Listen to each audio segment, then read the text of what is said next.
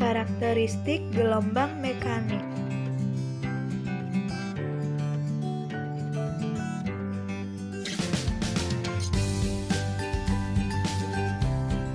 Halo teman-teman, namaku Jeje. Minggu kemarin Jeje pergi ke pantai loh. Saat Jeje ke pantai, Jeje melihat ada ombak. Nah tapi Jeje bingung nih, kenapa ya ombak di pantai itu gerakannya seperti naik turun. Kira-kira kenapa ya? Jeje coba tanya ke Kak Muti ah. Kak Muti. Assalamualaikum adik-adik. Nah, Jeje tadi kebingungan nih, kenapa ya ombak di pantai bisa naik turun? Nah, ombak di pantai atau di laut ini merupakan salah satu contoh dari gelombang yang mudah kita temui dalam kehidupan sehari-hari loh. Gelombang adalah getaran yang merambat. Berdasarkan sumbernya, gelombang dibagi menjadi dua. Yang pertama yaitu gelombang mekanik dan yang kedua yaitu gelombang elektromagnetik. Nah, ombak di laut merupakan contoh dari gelombang mekanik yang memerlukan media untuk merambat. Ombak bisa naik turun karena secara tidak langsung diberi gangguan. Nah, gangguan ini dapat berupa angin laut loh, sehingga menjadi naik turun atau terisolasi mengalami satu getaran. Nah, gelombang yang diberi gangguan tadi akan merambatkan energi dalam perjalanannya. Dengan kata lain, setiap gelombang terdapat sebuah energi yang ditransferkan atau ditransmisikan sehingga menyebabkan ombak naik turun. Nah, ada dua loh jenis gelombang mekanik berdasarkan arah rambat dan arah getarnya. Yang pertama yaitu gelombang transversal.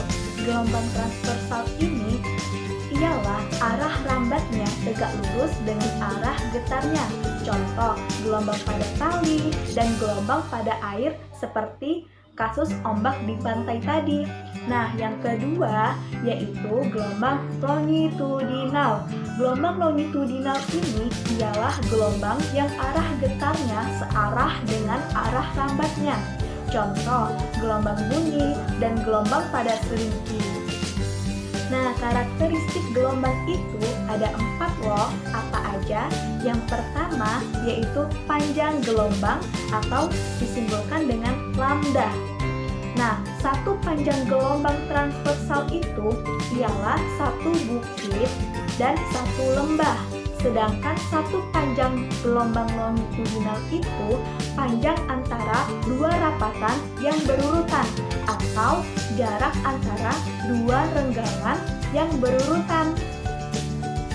Nah, yang kedua ada periode gelombang atau simbolnya T besar.